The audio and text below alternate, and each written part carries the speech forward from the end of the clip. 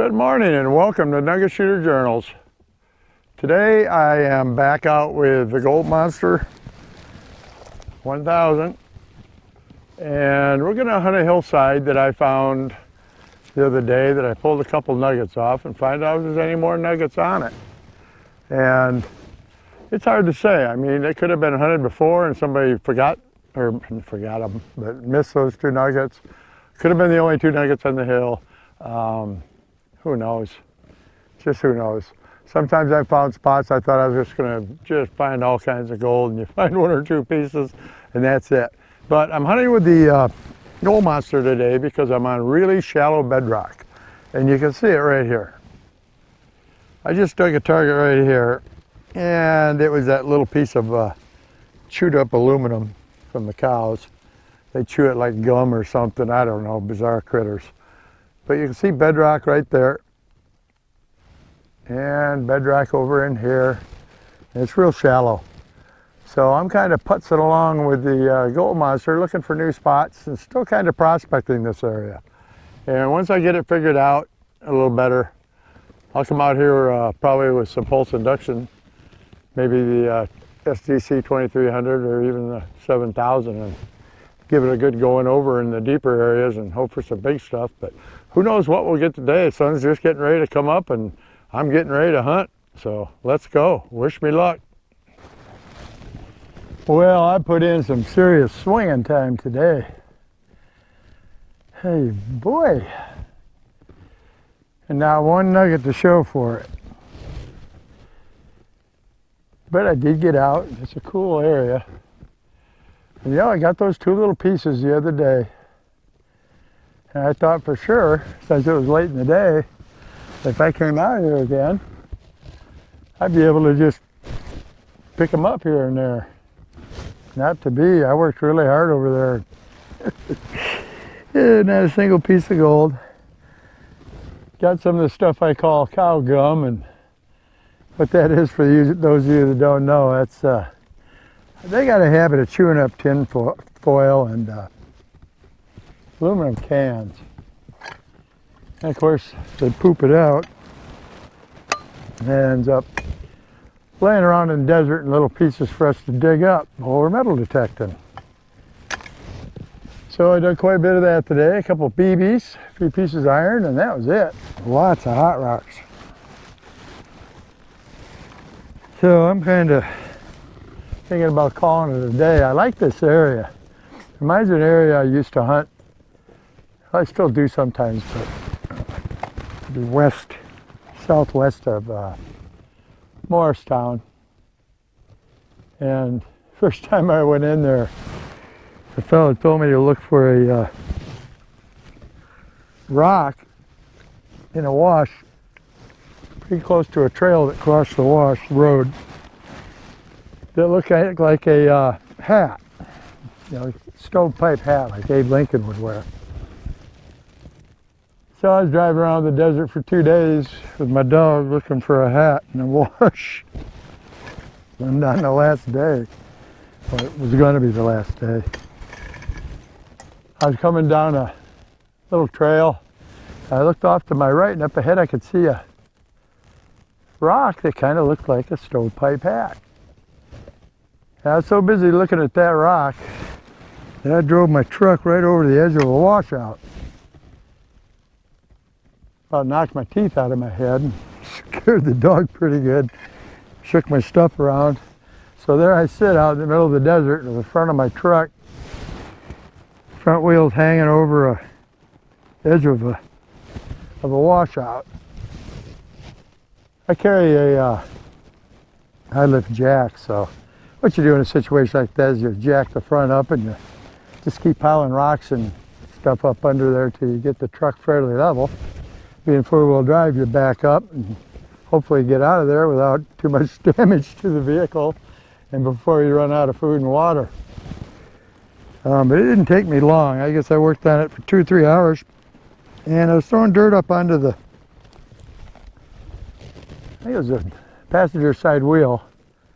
I just jacked it up, was throwing dirt on, and I'd forgotten all about the hat and everything else. I mean, I knew where I was there, but I was more concentrating on getting out of that wash. And in the dirt that I threw up under my front wheel was a nugget, about 1/3 of an ounce. I don't know, about that long. Laying in the dirt that I'd dug out of the bank of the wash. And at that point, I was pretty sure that I'd found the wash that I was supposed to be looking for. And we made camp, ended up staying an extra day, and I got quite a bit of gold out of that wash. But boy, I could have sure got myself in trouble if I wouldn't have been able to get out after I drove over the edge of the washout. It was pretty deep. It would have took a long time if I wouldn't have had that high lift jack. I've done some other, what I would consider foolish things too out there. I'll tell you about in the future, but I got pretty lucky that time. Geez, I've been stuck back in the desert before for 3-4 days at a time because it starts raining and these washes get flowing, and you're not leaving until the washes quit flowing. It may look like you can drive across some of the bigger ones, but the sand's moving underneath the top layer, and you get out in there and you just sink right into it. Pretty dangerous. And you can end up losing your vehicle or even your life. But boy, I worked hard today. I hunted the little area down here where I got those 2 little nuggets the other day. And I went up over the hill here, hunted over there, hunted over there, didn't hunt over there. The buggy's down there. So I think I'm just gonna maybe wander down here to the bottom of this hill and hunt for another 15-20 minutes and get out of here. Man, it's hot today. Seems like it's hotter when you get closer to fall. We're only a couple, 3-6 weeks, somewhere in there from pretty nice weather when, well, what we consider nice weather when it's in the 90s, low 90s, high 80s for a high. Ooh, it's nice out here, that nice dry air. Fella can spend the whole day out here hunting. I don't know what time it is now, it's still not very late, but I gotta get out of here, it's hot. It's hot. So, I'm gonna head on down here and maybe dig a couple more targets, see if I can find at least one little piece of gold before I give it up for the day. But remember this, my friends, I've never once said that we get gold every time we go out.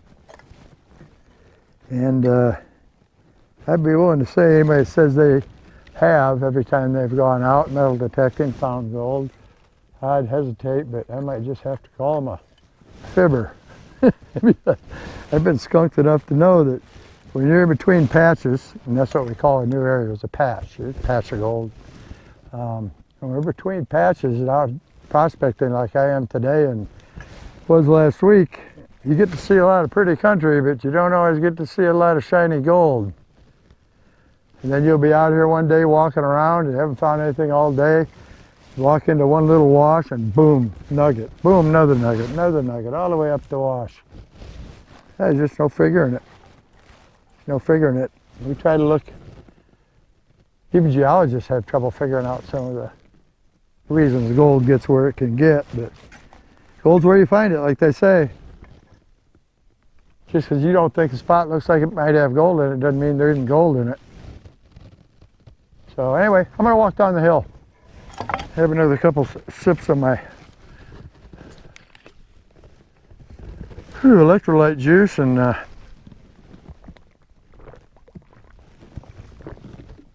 hope for one more little piece of gold off this patch or hill or whatever you want to call it. Just one more would make me happy. I haven't gotten anything today. All right, let's go down the hill. Well, that's going to be it for me. Bees are bugging me, and I have my own personal chef that I bring with on these trips sometimes, and lunch is ready. So, no, I'm not talking about Tammy, but lunch is ready. So, it's all been cooked in the solar oven right here.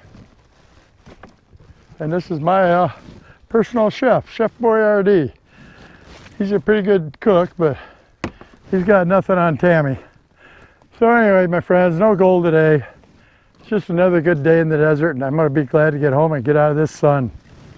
Nugget shooter out. Good hunting all.